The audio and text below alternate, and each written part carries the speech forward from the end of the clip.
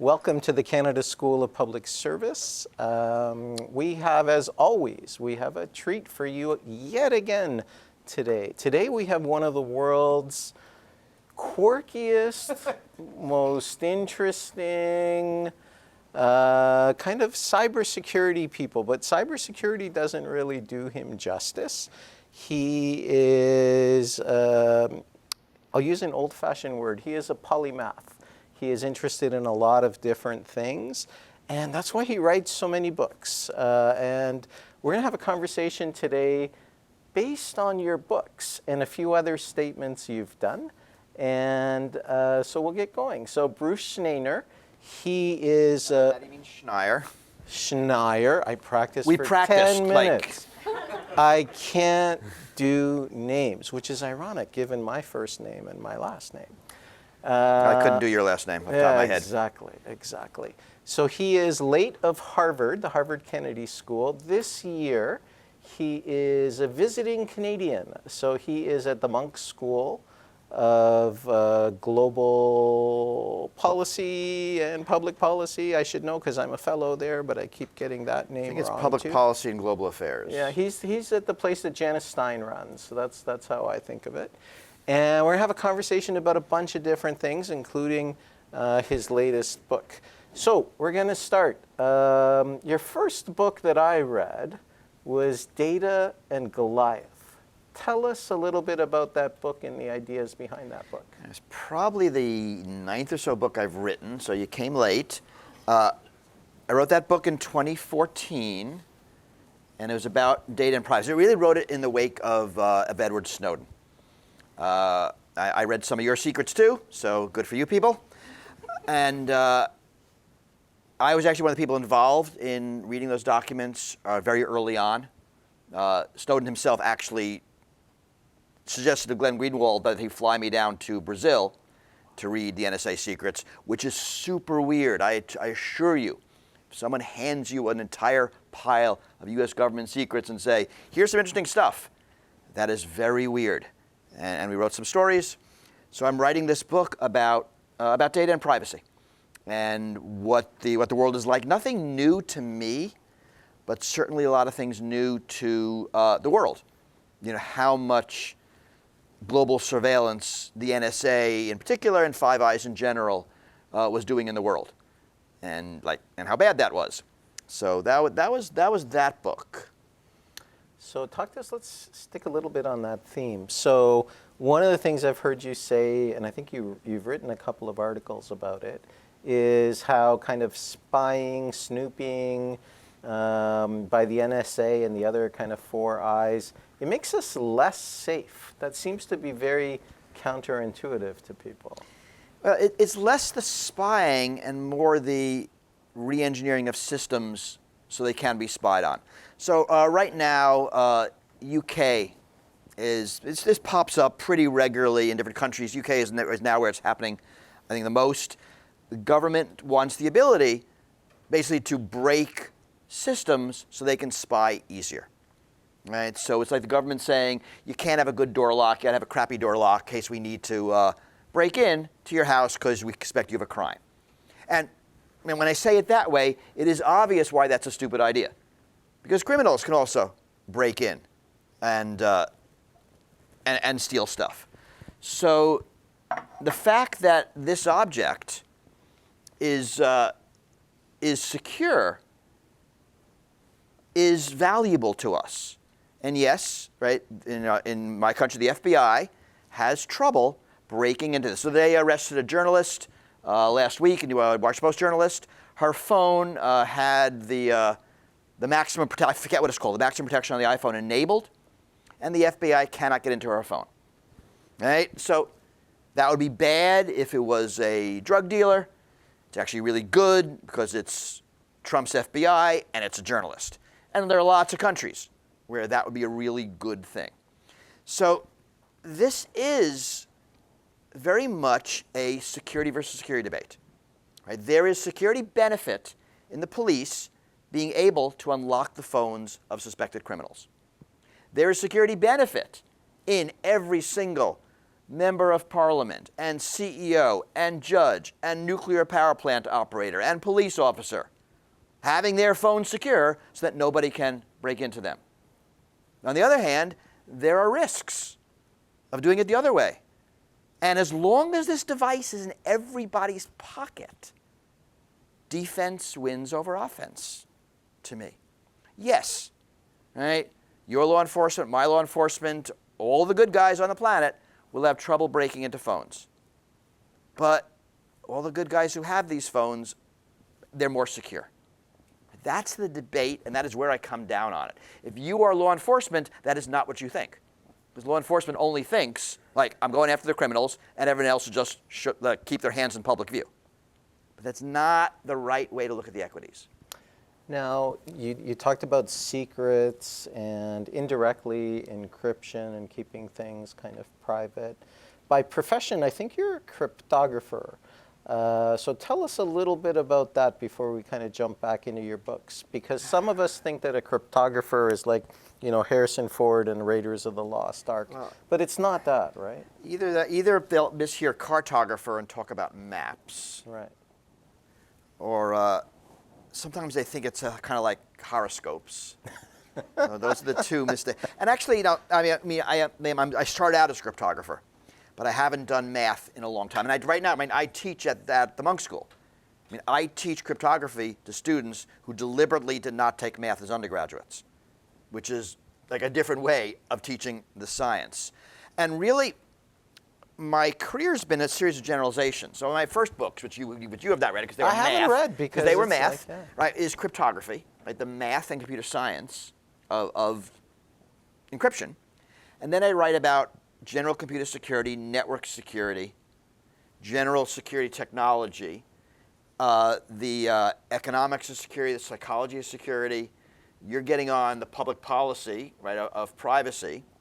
After that, I'm writing about more public policy and safety, Internet of Things, and then about sort of taking the ideas of computer security into broader social systems, and then this about AI democracy. So that's the arc, and it's very much me always generalizing, trying to figure out where things fit in context. Mm-hmm. But yes, I started out in math.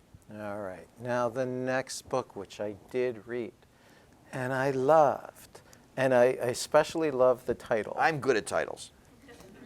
Click here to kill everyone. Right? That's a great title. That's a great title. It just is a great. Now, right. first of all, what year? You see it at an airport, and you're going to pick it up. Yeah. What year? Because this is ahead of its time. So probably 2015. Yeah. Google knows these things I don't. Tell us a little bit about Click Here to Kill Everyone, so which is ahead of its time. So here I'm writing about what happens, and it is, because now this is the world we're talking about today, when computers can affect the world in a direct physical manner. And so really writing about when hacking or even your computer crashing doesn't mean you lose your spreadsheet data. It means your automatic defibrillator crashes and you lose your life, or your car crashes, right? So what happens when these embedded systems, which are all just freaking computers? A car these days is a computer with 4 wheels and an engine. Don't think it's anything but. Your refrigerator is a computer that keeps things cold. Your microwave oven is a computer that makes things hot. These are computers. And they had all the same problems that I was talking about for decades. And now they're on the internet. Because everyone knows your refrigerator needs to be on the internet. And your microwave. And your microwave, because they got to talk to each other. Yeah. I don't know what they're going to say, right? Your humidifier, dehumidifier need to sort it out. And so these computers are now become more critical. So we can talk about the power grid. We can talk about all of these things, and they are vulnerable. And these are the years when Russia, China, U.S., probably others, are hacking each other's power grids. And we are starting to see, ransomware against these embedded systems. We did see refrigerators send spam for a while. That was super awkward. But, all of these things are happening. And that's really what I'm writing about there. Now, this is called, for the sophisticates amongst us, and I am not one of them, this is called the Internet of Things. And this is kind of the stage that we're about to get into for real. We've been in it for real for a long time. We've had it, right? but there's only about 15 billion connected things right now. And it's going to go up in orders of magnitude. Exactly. And sort of, you have to sort of understand the economics of this. I mean, because you asked why. Why is your refrigerator on the internet? I can explain why your refrigerator is on the internet. So 30 years ago, someone wants to build a refrigerator. They build some special refrigerator circuitry and some refrigerator control system. And it is, that is the way the refrigerator is built. That's not what happens today. It is cheaper for the refrigerator manufacturer to pull a standard Raspberry Pi, like a computer that's this big, off a shelf, and write the refrigerator stuff. And this thing that they're using comes with a microphone port. It comes with a video out. It comes with an IP stack. It comes with internet. It comes with all of these things.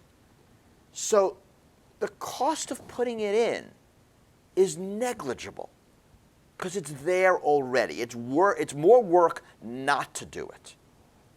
So your vacuum cleaner, your appliances, all of these things have these capabilities. Like, why does your Roomba have a microphone? Because the chip came with a microphone. And that's what you got. Then they stuck that in the whole Roomba casing. So we are seeing all of these things that never had computers, never had connectivity. They have connectivity. Right? The Raspberry Pi has Bluetooth connectivity in it. It's just a matter of turning it on. It's already there. There's no work. So all of this stuff becomes internet capable because of just the economics of hardware versus software. So we're going to see, and it's not going to be too long from now, because as you said, like our vacuum cleaners, our refrigerators, our light bulbs, our front door openers, our garage door openers, our pacemakers are all kind of connected in one way or another. Soon we're going to see this chair will be internet enabled, this table. So people will be able to draw pretty good pictures of what's going on. If you are connected to somebody's vacuum cleaner that's automatic, you kind of know the layout of their house. If you're connected to their thermostat, you kind of know when they're home, you kind of know when they're not home. So these things are all incredibly, incredibly convenient. So are we as a society making a kind of a little bit of a Faustian trade-off? It's hard to tell. I mean, security is always a trade-off. Right? I mean, it is useful to have these things, but and they are incredibly invasive. Right? So in some ways, we are giving up a lot of privacy. But this fundamentally is the most. I'm going to say it. It'll be the most effective security surveillance device ever invented. Right? It knows where you are at all times. It knows who you're with. It knows where you work, where you sleep, because we can correlate that. Everyone has one. It knows who you sleep with. Right? It knows who you are, your calendar, your contacts. Your messages, it knows who you're talking to, what you're saying. I mean, it is a scarily impressive surveillance device. And we all put it in our pocket every morning. Now, that is a trade-off. It's one we make. The problem is, so I come from the US where there was zero privacy regulations. I do not have the same kind of privacy ministers you have in Canada, with both national and provincial. But a few more regulations on collection and use might be nice. We don't put them in our pocket in the morning. We sleep with them on our pillow. Because it now says how well you sleep by measuring vibrations of your bed. Yeah, it tells you your heartbeat. It tells you. It tells you a lot more about who you sleep with then. Exactly. The latest that I've heard actually is when you go to book a trip. And you've given certain things access to your calendar, it actually can tell that you've blocked off vacation time 2 months from now, and it starts giving you different pricing based on how much it knows about you. Yeah, it's always hard to know how much of that is real and how much of that is a folktale. I mean, regularly you'll hear the rumor that Facebook turns on the microphone. Usually we can tell they never do. And yes, occasionally things you talk about you see ads for, but often you forgot you searched it. There's a lot of interesting projection going on the device. But yeah, I mean, the whole goal of surveillance-based advertising is to know exactly what you want at the moment. And it's really interesting. I mean, my suspicion, and this will be an illegal business model in 20, 30 years. And, the companies are going to be sad and too bad. And I think about, we used to send 5-year-olds up chimneys to clean them. And at some point we said, that is an illegal business model. Yes, we're sorry that your business is going to suffer. Too frickin' bad. We're just not going to do that anymore. Yeah. And my guess is surveillance advertising falls under that. It really feels like fundamentally at a deep level unethical, and that we're allowing it is sort of this mistake we've made in these early years of the internet when we were afraid to regulate. But like spying on everything you do and manipulating you as effectively as possible, like, why do we want companies to do this? I forget. Yeah. So that speaks to the notion that the real currency right now is attention. Talk to us a little bit about that. It is a currency. It's hard to know if it's the real currency is money. I mean, let us not pretend that money is not the real currency. It's a currency that gets us. It is certainly a currency, and it is a limited resource. And I think we as humans in the early decades of the century are being really sloppy about attention. And some of it is these technologies are designed to be addictive. I mean, I read a statistic 2 weeks ago that half of U.S. males regularly bet on sports now. Right? That is a major societal change. I mean, I think about it as intention, but it's a major in a lot of ways. And we just let that happen. That's really interesting. I don't know, how's Canada on We're not apps great. and sports? You can't watch a hockey game without, basically all the ads are gambling. All right, so I'm not a sports ball person, but I was told that there were more betting ads than beer ads on the Super Bowl. Yeah, and it's not just kind of, when you and I didn't have gray hair, people would kind of bet on the outcome of the game. Now people bet on the coin flip, whether the next play will be a pass or a run. And so this falls into U.S. loopholes because they're not considered gambling in the same way because there's information. So the argument is it's more like the stock market, which actually is also gambling, but let's not talk about that. And these are proposition bets, and the benefit of them is the odds are determined after the fact. So it doesn't matter what you're betting on. The people betting either side there, and then the sports book just takes a rake. Right? So anything can be bet on. But so going back to attention, right? This is something that we are giving away, and we're letting ourselves be manipulated by companies who basically, who hire hundreds of people to figure out the best way to manipulate you. This is not a fair fight. And the way to make this a fair fight is the government regulation. Right? That is, in a sense, our champion in this fight. And the U.S., that just isn't happening at all. EU, right? I consider them the regulatory superpower on the planet. And they are trying. We had GDPR in the 90s. Since then, the Digital Markets Act, Digital Services Act, the EU AI Act. We can talk about these laws, and there's pluses and minuses. I teach some of them in my class. But at least they're freaking trying in a way no other country really is.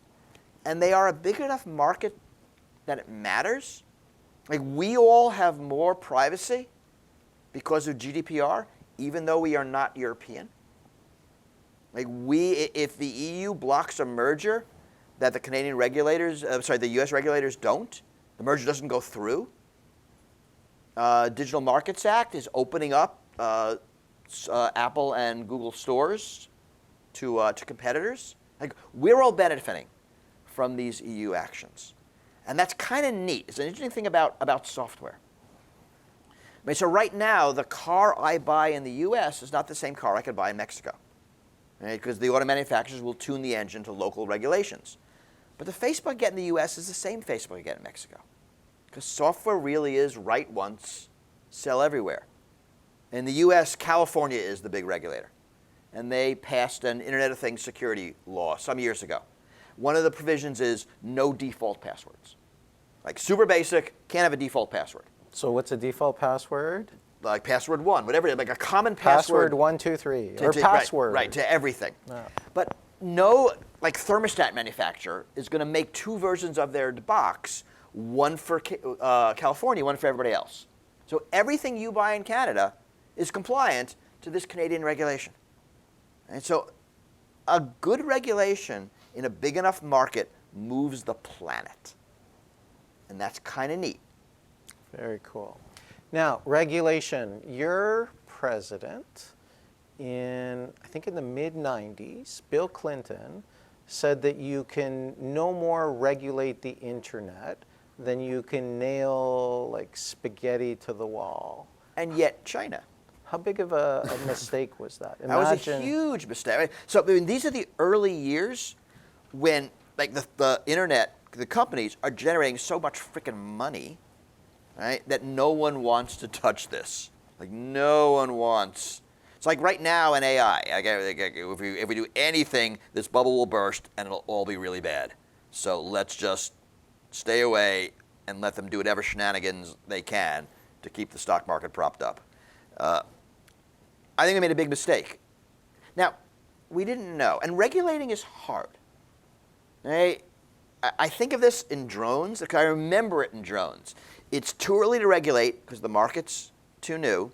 Suddenly, everyone gets one for Christmas. And then it's too late to regulate drones, they're everywhere. And like the time to regulate drones was like 4 a.m. on Christmas Day on this particular year, and that was it. And we just didn't do it then, so now it's too late. In those early years, I mean, I'm on the internet, it's being used for nothing important ever.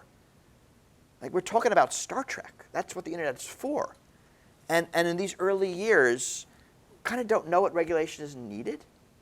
And then, at least in the US, profits, lobbyists, money, and now it's impossible.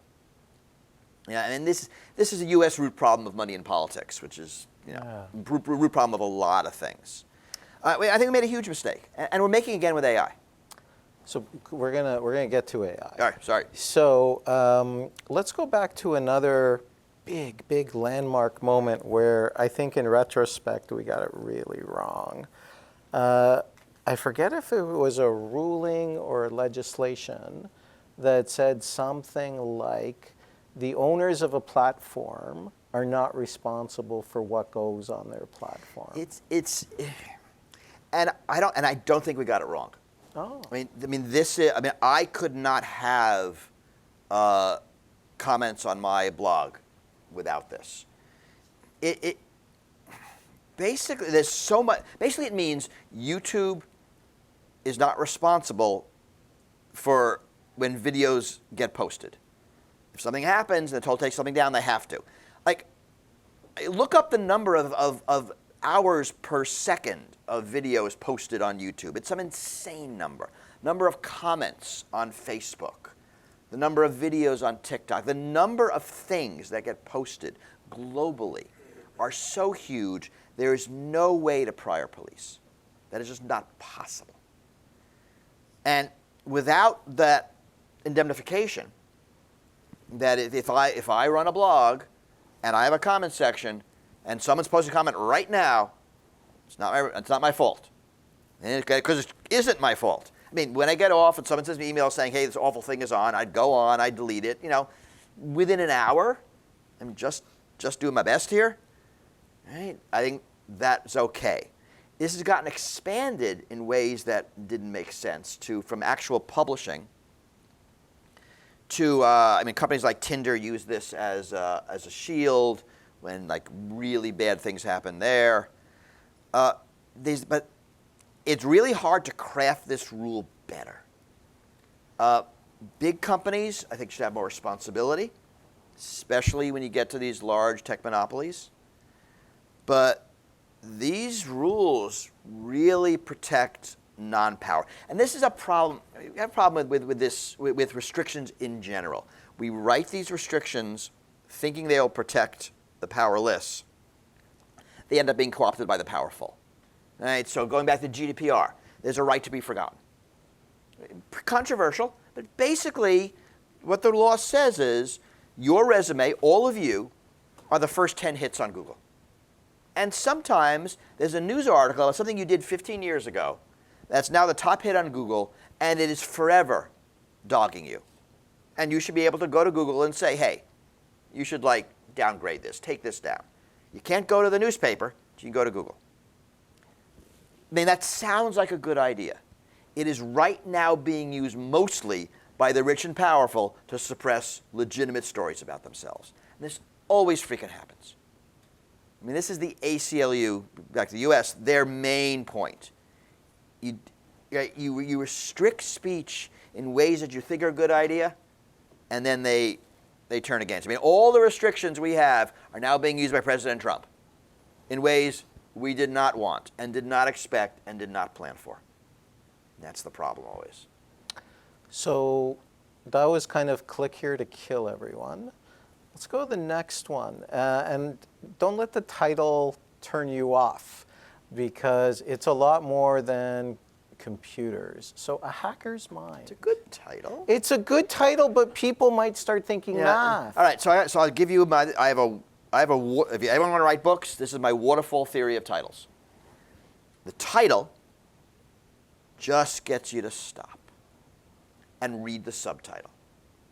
And the subtitle was like how the rich and powerful subvert society's systems. What we can do to fight back. I forget what the subtitle, right? Title gets you the subtitle.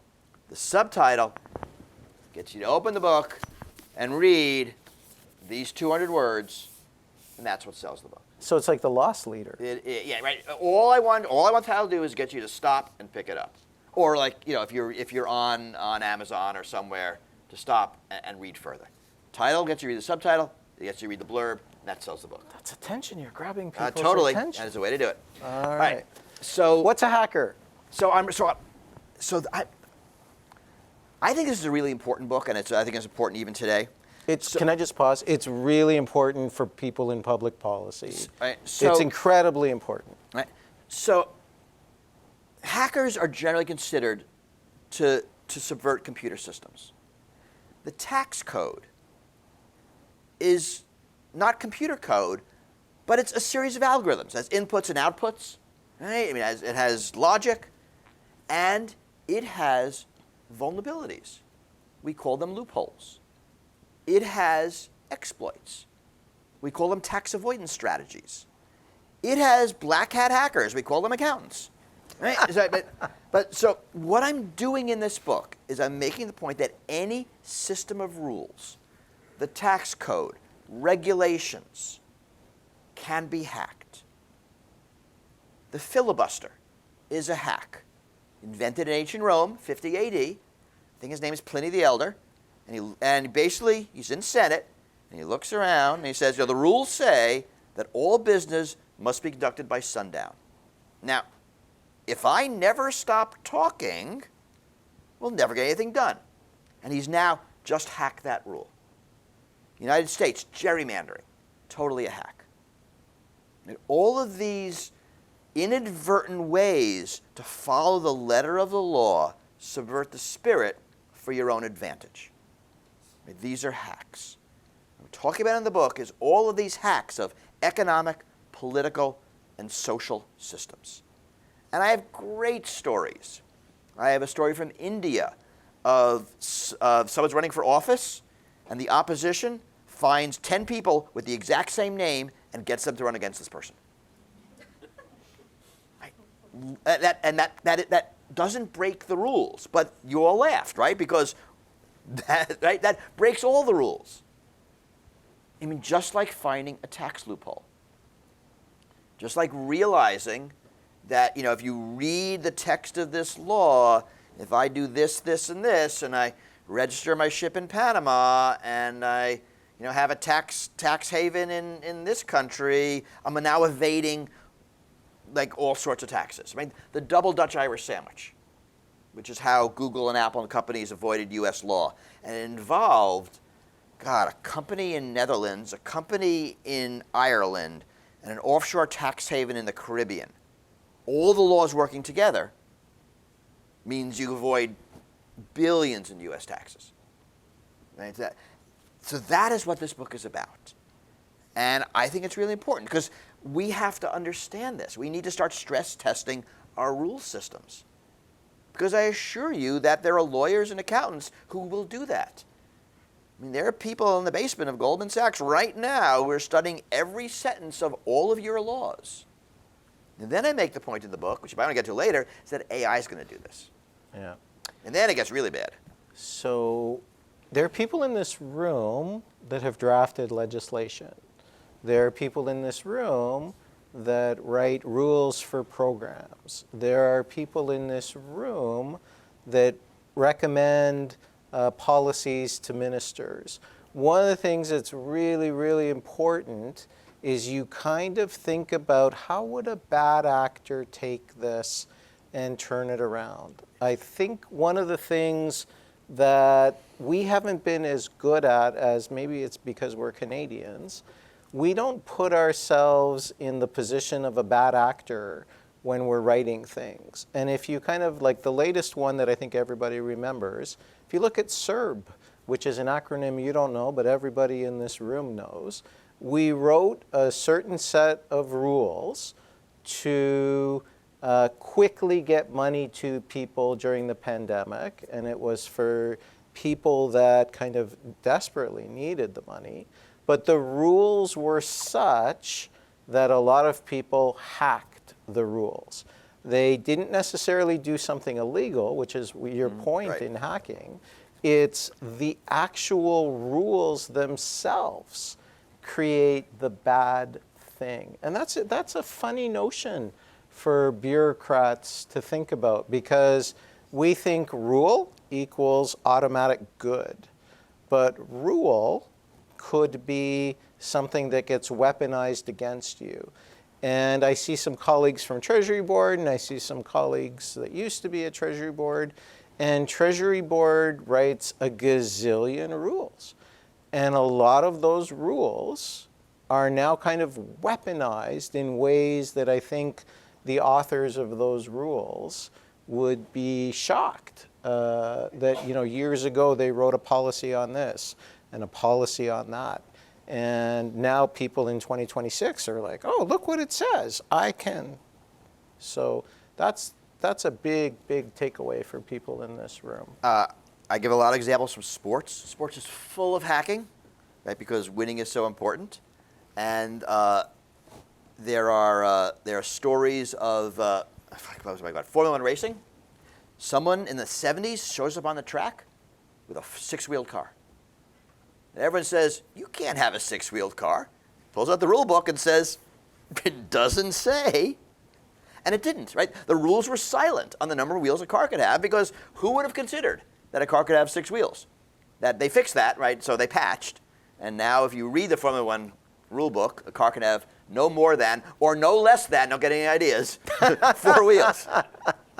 Right? But basketball, baseball, soccer, all of these games, if you look at their history, there would be rules added as people figured out things that the rules didn't prohibit, but didn't work in the game. They gave someone what was perceived as an unfair advantage. And some of them are allowed. Right? Sometimes the game does change because someone figures out, oh, I forget his name. He's a swimmer in the backstroke in the Olympics.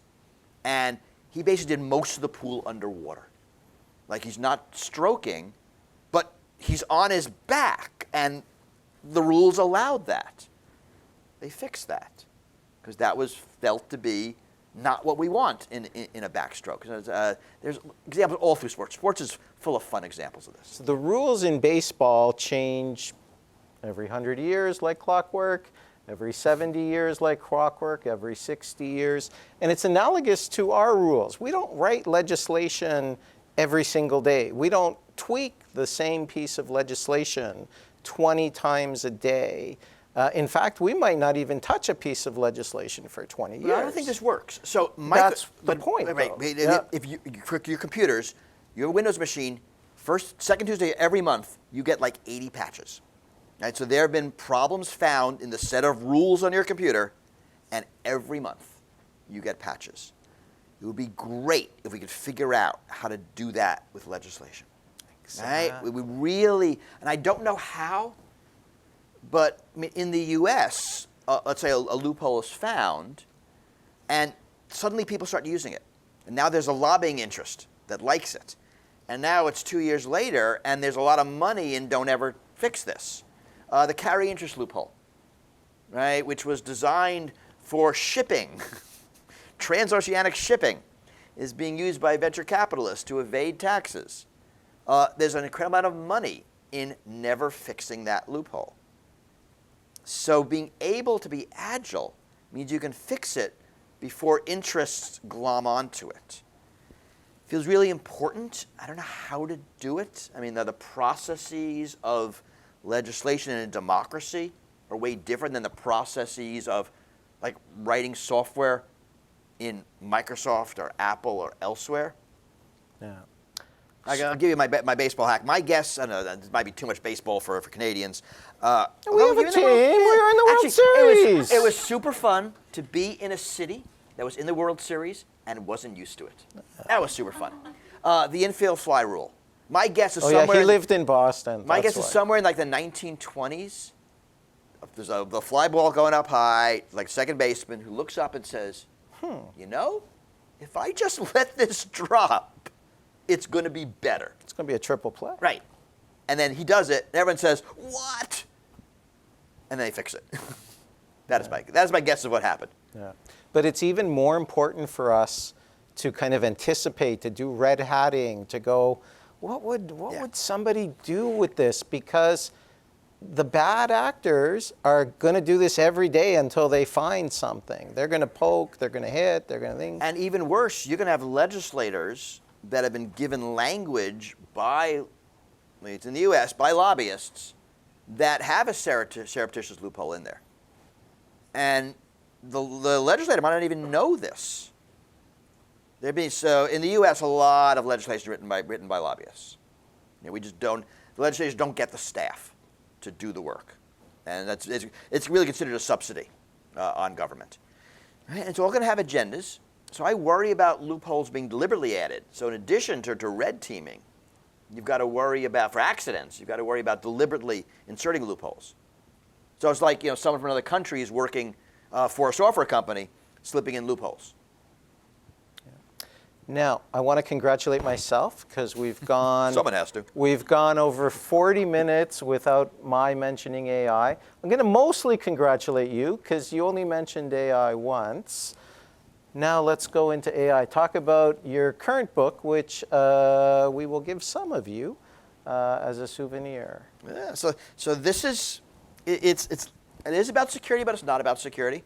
So I'm writing, with a co-author, Nathan Sanders, a data scientist who I met at Harvard. He works with Harvard Data Science Review now. We're writing about AI and democracy. And we're writing about this very broadly. This is not a book about deep fakes. This is not a book about misinformation. This is a book about all the ways that AI will change our democracy. There are 5 parts. First part is politics. All of the interesting things that are happening in politics using AI, including authorized avatars and unauthorized avatars. AI is involved in polling. AI is involved in get out the vote door knocking. All of the things going on in messaging. Second part is AI in legislation. AI is being used to help write and pass law. And that is happening. France has built an AI model that is designed and optimized on French law for French legislatures. So part 3 is government administration, all the ways AI is working in bureaucracy. There's a Canadian document of a few hundred pilots going on. That's sort of that piece. And it's things like benefits administration, AI in the patent office, AI, writing regulations, drafting, testing, all the things. Part 4 is the courts, both judges, the courts, and attorneys using AI. And 5th part is citizenship. So it's AI is being used for organizing, for watchdogging, for consensus building. And we have examples from all over the world. I like that. It's, U.S. is not a great place for examples right now, but I have examples from Brazil and Chile and Japan and Taiwan, Germany. I mentioned one from France, Scotland, Canada, U.S., sort of all over. I mean, really neat things being done. Now, we're moving into an era, we're not quite there yet, but I think at the rate at which things are going, we will get there faster or sooner rather than later. We're moving into an era that some people call algorithmic government and algorithmic democracy. Talk to us a little bit about kind of what you see as good and kind of not so good. But this is hard, because there's a really interesting grade. So let's talk about one aspect of it, is like voting. So this is the way I vote. I'm not going to lie. In the United States, voting's super complicated. When there's a local election, the night before, I go online, I find a voting guide, I read it, I figure out who to vote for, and I vote. That is as much attention as I pay to city and local and school board and local judgeships. We vote. We could vote on 50 things in an election, and California is even worse. Right? So that's what I do today. You can imagine the future. So Germany has this. Germany is a very complicated set of political parties. And they had, the government publishes a voting guide. Last year, they experimented with a chatbot version of it. You can go online to this government website, and a chatbot will talk to you, and you can tell the chatbot, what issues are important to you and what you think. And the chatbot will say, I think this party is the one that represents you the best. Kids love it. So we can imagine that I will go online and talk to a chatbot. A chatbot will say, I listen to you, and here's who I think you should vote for these city offices. Go one step further. I have an AI assistant who I've had for a couple of years. The night before, the AI says, I've been watching you for the past couple of years. Here's who you should vote for. Right? I know you. Here's your list. Is it much different than what I'm doing? Not much. Another step is, I know you should vote for, and I'm going to vote for you. Right? Why not, right? I mean voting's automatic. We're in a future where this is possible. All right, about the same. Next step is, I'm everybody's personal assistant, so I'm just going to vote for everybody. Right? I mean, I know what the entire city is going to vote for. I'm just going to run the election for you people. You can stay home and relax. And then the next step is, well, this whole election thing is kind of dumb. I just know what policies you all want, so I'm going to just implement the policies. So from here to here, the steps are all reasonable, but this is like an oh my God, what's going on here? And so that's the trajectory. And right, to me, the way to think about it, to understand why this is okay and this is horrific, is that elections serve multiple purposes. One is to get the right answer. What should the policy be? The second is to give the answer legitimacy, and the process does that. And the third is to engage people in the process. And as we move from here to here, legitimacy decreases, and the amount of engagement really decreases. So, and this is going to be hard, right? So I think we as society are going to have to resist some of these steps that are perfectly reasonable because of where they're heading. Right? The point of a democracy is not to figure out what the policy should be. Or let's say it, our personal preferences are not lying on the ground waiting to be discovered. Right? They are created through the process of engaging in politics. I mean, what's lost in the United States is civics. that we just don't have the engagement in politics that makes people good citizens anymore. So we have politics as sports.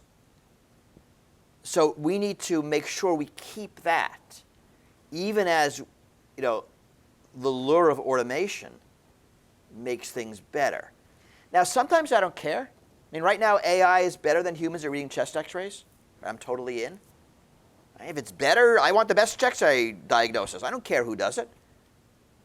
But, if I'm told that an AI is better at figuring out which country you should go to war with, it's like, well, wait a second. I'm not sure that's better. But it's not Canada, right? Not yet. I mean, like, back when it was funny, the joke was always that you're all amassing at the border. Yeah.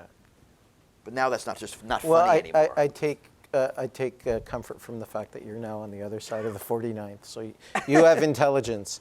Talk to us about what gives you hope right now as we sit here in 2026, and talk to us a little bit about kind of the opposite of hope, which I think might be despair. And hope is in short supply in 2026. I tend to be short-term pessimistic, long-term optimistic. I mean, humanity does figure stuff out. I mean, it might take us a world war, but we do figure things out. And I just don't think this is going to be the end of society. The worries are, historically, fascism never gets defeated at the ballot box, ever. When a totalitarian government gets in power, they are never removed peacefully. Don't know where we are in the U.S. in that yet. Sort of normal on the tech side, I worry about the amplitude of bad things. Right? So we as society figure stuff out, but kind of the damage people could do before we figure it out is limited. And with technological empowerment, it's greater. Right? A single bad person with a bioprinter can do way more damage than a single bad person without a bioprinter. And I worry about the amplitude of the outliers. It's another book you didn't talk about called Liars and Outliers. I didn't read that one. Another good title. It's on the sociology of security. And when I'm thinking about sort of security, our job is to deal with kind of the dishonest minority, the defectors, the few who break the rules. And it only works because most people follow the rules. Right? If most people break the rules no longer work. Right? The system collapses. So the only reason a law against murder is worthwhile because almost nobody murders anybody ever.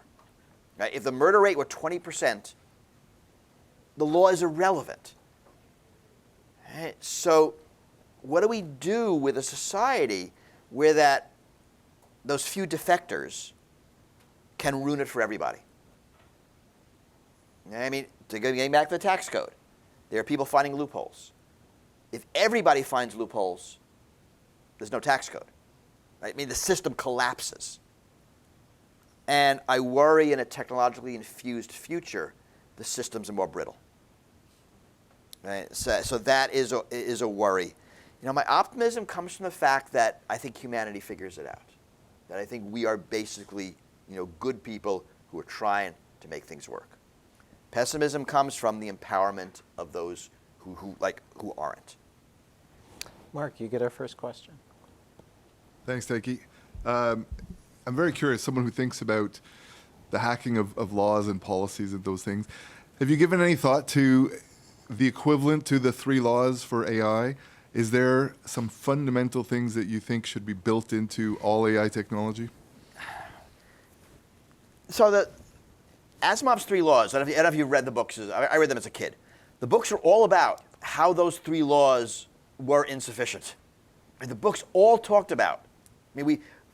Popular belief was those laws were good, but there's so many places where those laws don't work. So the problem is, fundamentally, and this is my previous book, this Hacker's Mind, that any system of rules is insufficient. Kind of like Gödel's theorem, more general.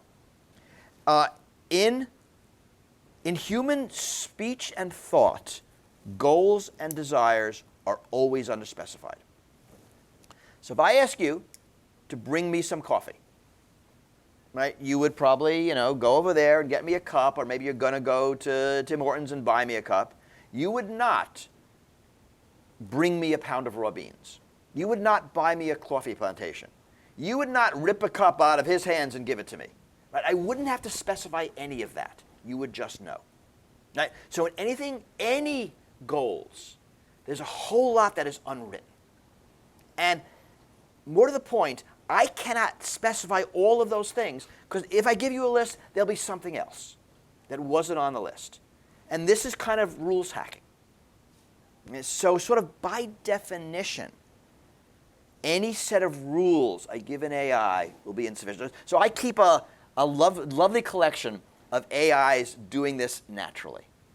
So there is a lot of it happens in virtual worlds, because that's where we have close sets of rules. So there was an AI playing a video game that involved a boat going and getting points, and the AI figured out if the boat spun around really fast, it would get a lot of points. There was a stacking game where you'd stack blocks, and the AI figured out if it flipped a block, it got the points without stacking them. My favorite, there's a sort of this evolutionary simulation where the goal is to cross a distant finish line really fast, and instead of growing more muscles and longer legs, it got really taller and then fell over. And this is the AI thinking out of the box, because it doesn't have any conception of the box. So if you give an AI, and I will guarantee this is happening in the basements of investment bankers, the entire tax code, and say, find me the loopholes, it's going to do that. So right now, there's a lot of research in AI finding vulnerabilities in software. It's okay at it, not great. It's getting way better, getting better fast. It's going to do that in the tax code. It's going to do that in regulations. Like, here's the entire U.S. code of law. Tell me how to make money. And it'll figure out a way. Who's your person who grows one tree a year and now claims some deduction? Right? Oh, yeah. Right? So it'll find those. And it'll find complex ones that are probably more complex than humans. That'll be technically legal. Sir. The opening note in the book was written in April of 25. So thinking almost 1 year later, do you have more conviction with any of the assumptions or the beliefs that you may have started off with in writing the book? I assure you, writing a book like this is always terrifying because of that delay. Forever in the book, while writing it, we were replacing "this will happen" with "this did happen," and an example. So nothing in the book, I think, is obsolete. I think our predictions are the same. There are some cool examples that aren't in the book, and so that is what's different, because there are just things happening all over the world. So 2024, Takehiro Anno is his name. He's running for mayor of Tokyo. And he's like this 30-year-old software engineer. He's a kid. He's not a politician. And he comes in 5th out of 50 because he has an authorized deepfake avatar answering questions on YouTube in like a 17-day marathon. It's a cool story. It's a great use of an AI avatar that's authorized. And it would be a footnote, but last October, he wins a seat in Japan's upper house. And he has a new political party called Team Mirai, which picked up seats last week.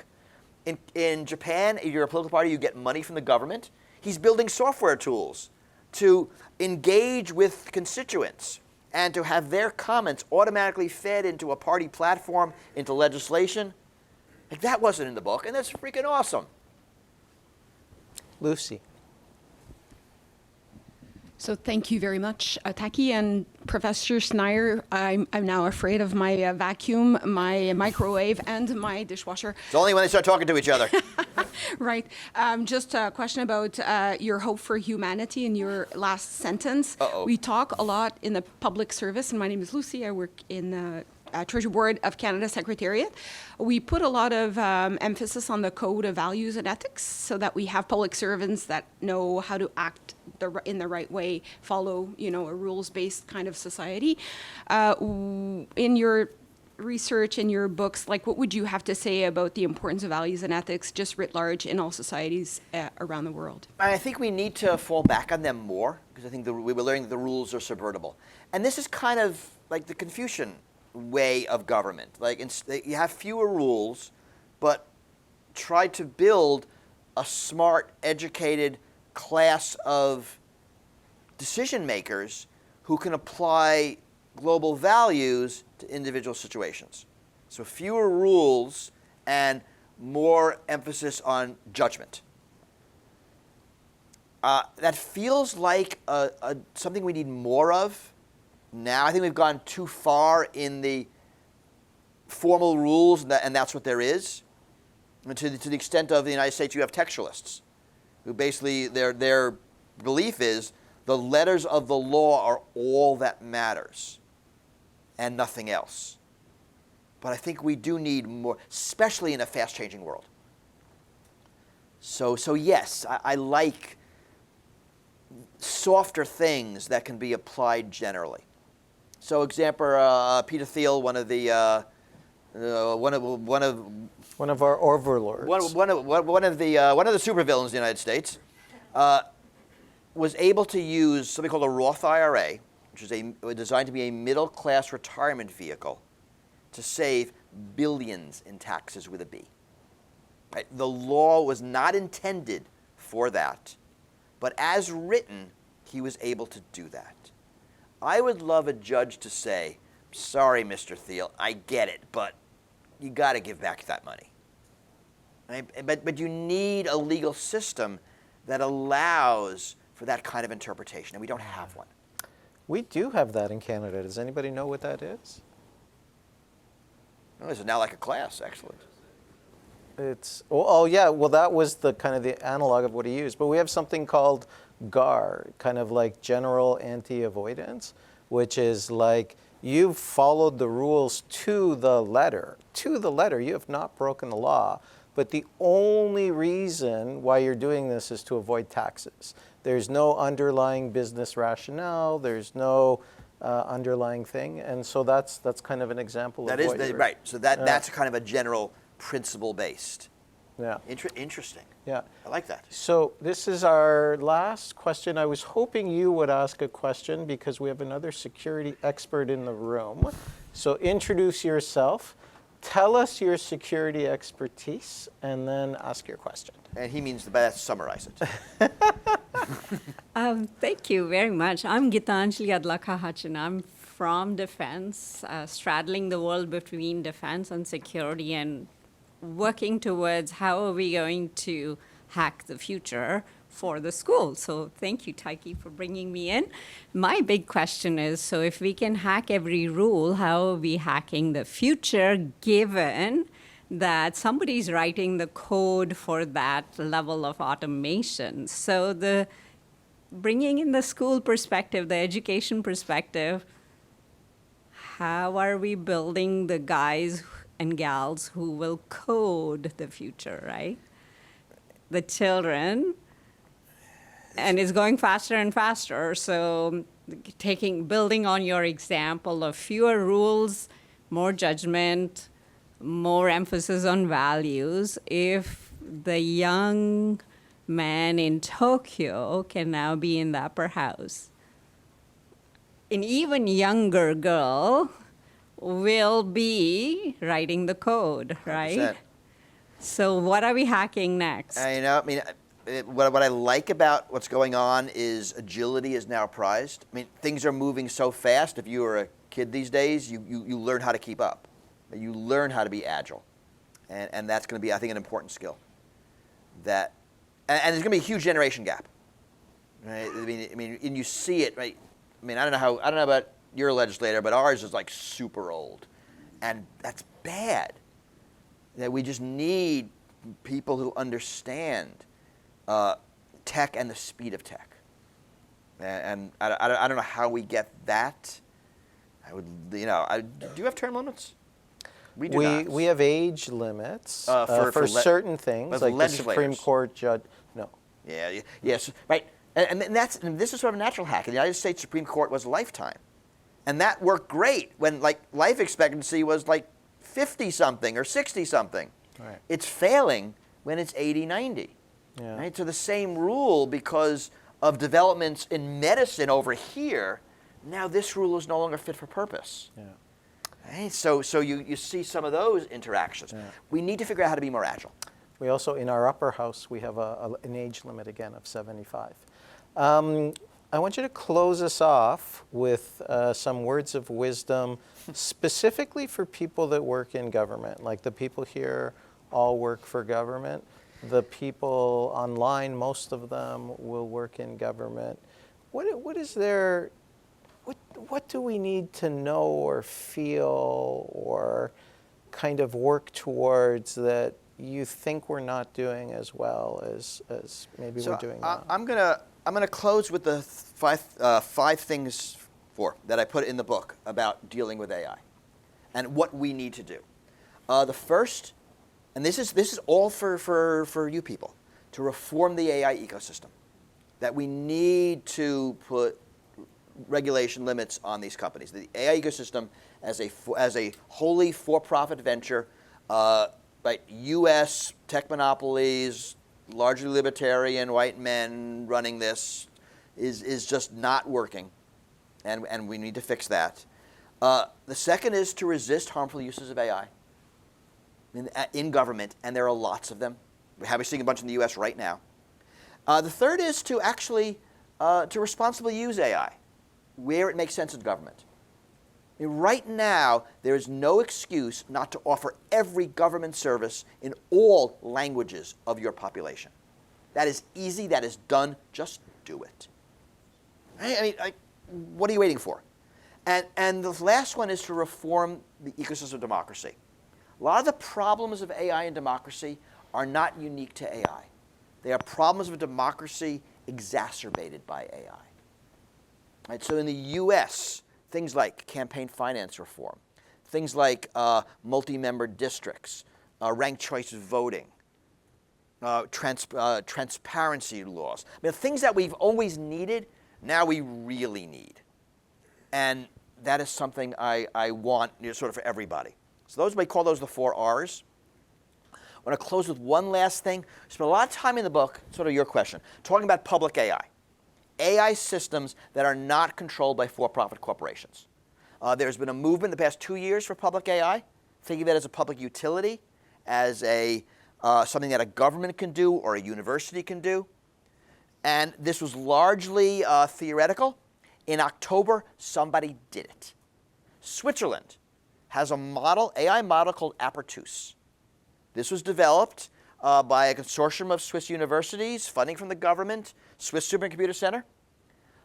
It uses no illegally copyrighted materials. It uses all renewable hydropower, existing supercomputer center, so no new chips, no new rare earth mining. Cost was about 20 million plus existing infrastructure, so figure out 60, 70 million US. Performance is about a year and a half behind the current best models. But Switzerland did not set out to create a model up here. They set out to create a model broadly useful for people. It is freely available. You can go online and use it right now. And it is an example of an AI not created the way these companies tell you it must be done. So when OpenAI goes to Canada and says, we want to build a data center in your country and give you an instance of our system, tell them frickin' no. Right? Canada is bigger than Switzerland, last I checked. You have a supercomputer center. It's a big one in Ontario. Right? You have universities with all the expertise. You can do this.